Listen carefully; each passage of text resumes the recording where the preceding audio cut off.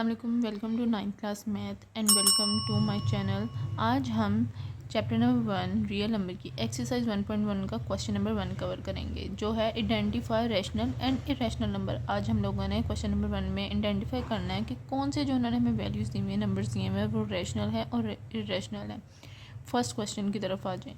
First question में लिखा हुआ है 2.353535, यानी जो डेसिमल के बाद जो वैल्यूज़ हैं वो सेम है, एक पैटर्न में वो रिपीट हो रही हैं, लेकिन वो आगे शो ऑन नहीं है, चलती नहीं जा रही, वो स्टॉप हो गई हैं।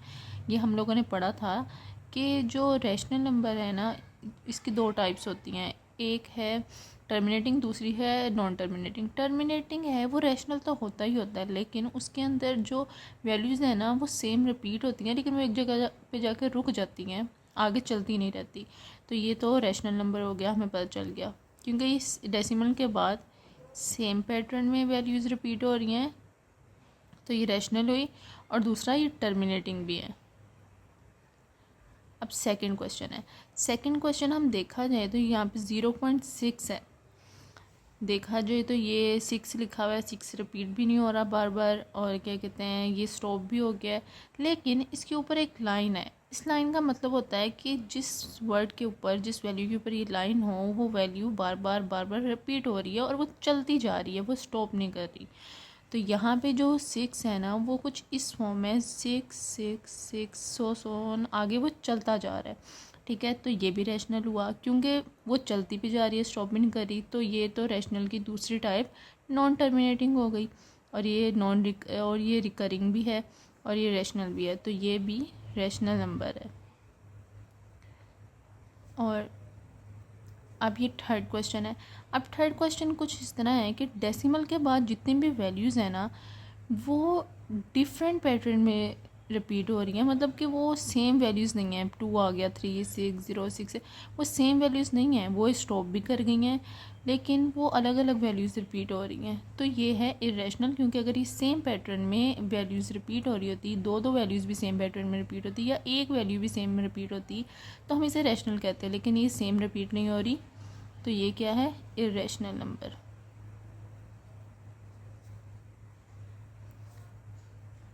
अब है क्वेश्चन नंबर 4। क्वेश्चन नंबर 4 में हम लोग देखें तो √7, अंडर रूट का तो हमें पता है, जिसे हम इसे क्या कहते हैं, यहाँ पे मैं रफ पे लिख रही हूँ, जिसे हम स्क्वायर रूट भी कहते हैं। ठीक है, अब हम लोगों को किस तरह पता चलेगा कि ये रैशनल है या इरेशनल है? तो सबसे पहली बात, जो अंडर रूट के अंदर वैल्यू होती है ना, जिसे हम रेडिकेट कहते हैं या रेडिकल वैल्यू, इसके अंदर जो वैल्यू होती है ना, अगर तो वो उसके अंदर कोई ऐसी वैल्यू है जिसका स्क्वायर बन रहा है, तो वो रैशनल है।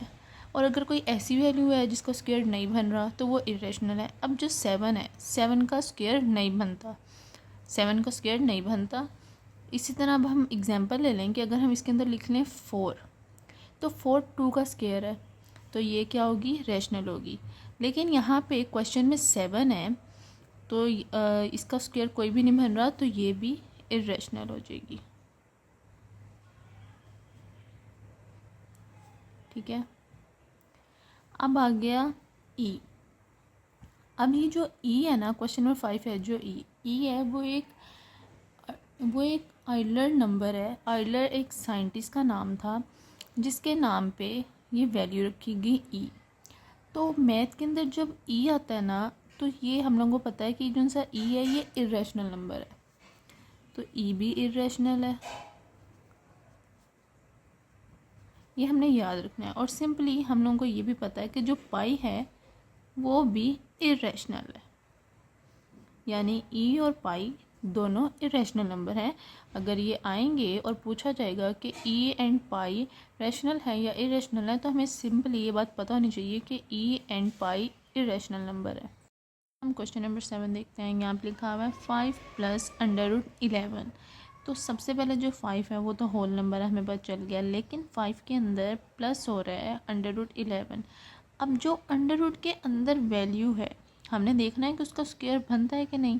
तो अंडर रूट के अंदर तो 11 है, 11 का स्क्वायर नहीं बनता, तो ये क्या हो जाएगा, ये हो जाएगा इरेशनल नंबर। इन दोनों को आपस में ऐड भी कर देंगे हम लोग, तब भी ये इरेशनल ही आएगा, तो ये भी इरेशनल नंबर। अब नेक्स्ट क्वेश्चन है √3 + √13। अब हमें ये भी पता है इसके अंदर जो 3 है इसका भी स्क्वायर नहीं बनता, इसके अंदर 13 है इसका भी स्क्वायर नहीं बनता, इन दोनों को ऐड भी कर देंगे तब भी ये इरेशनल ही रहेगा, तो ये भी इरेशनल है, इरेशनल नंबर। अब अगला क्वेश्चन है 15 / 4। एक तो हमें चले पता चल गया कि ये आ गया P एंड Q की फॉर्म में, लेकिन अब हम लोगों ने चेक करना है। पहले हम इसको चेक किस तरह करेंगे, हमने इसको डेसिमल की फॉर्म में कन्वर्ट करना है। हम इसको डिवाइड कर लेते हैं, ठीक है। जिस तरह 15 को डिवाइड कर लो 4 पे, ठीक है। अब 4 3 दा 12 होता है, 12 में से 15 में से 12 निकाला तो 3 बचा। यहाँ पे हम लोगों ने ऊपर ले लिया डेसिमल पॉइंट, नीचे आ गया 0। अब 4 7 दा 28 होता है, नीचे आ गया 2। लेकिन अब हम लोगों ने यहाँ पे एक और 0 आ गया इस डेसिमल की वजह से, और 4 5 दा 20 होता है। तो यहाँ पे हमारा हो गया क्वेश्चन ख़त्म और हमारे पास क्या वैल्यू आई 3.75। अब 3.75 हमारे पास वैल्यू है ना, तो ये है टर्मिनेटिंग, रैशनल भी है टर्मिनेटिंग है। क्यों? क्योंकि ये डेसिमल के बाद जो वैल्यू आ रही है ना स्टॉप कर गई है, ये आगे चल नहीं रही, रिपीट तो ये हो ही नहीं रही ना, तो वो कोई बात नहीं है, लेकिन ये आगे स्टॉप भी कर गई है तो ये रैशनल हुआ।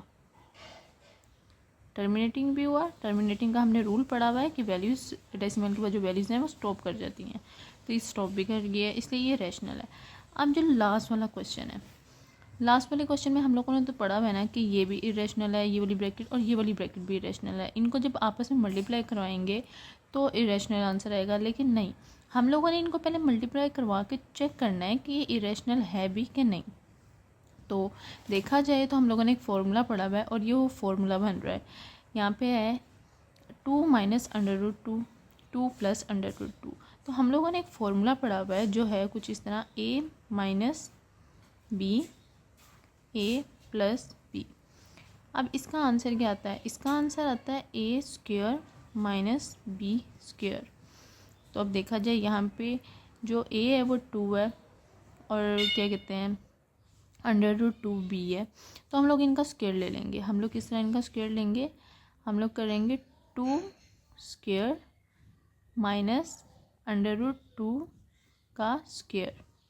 अब जब 2 का स्क्वायर लेंगे तो 4 हो जाएगा, √2 इस 2 के साथ कैंसिल हो जाएगा तो -2।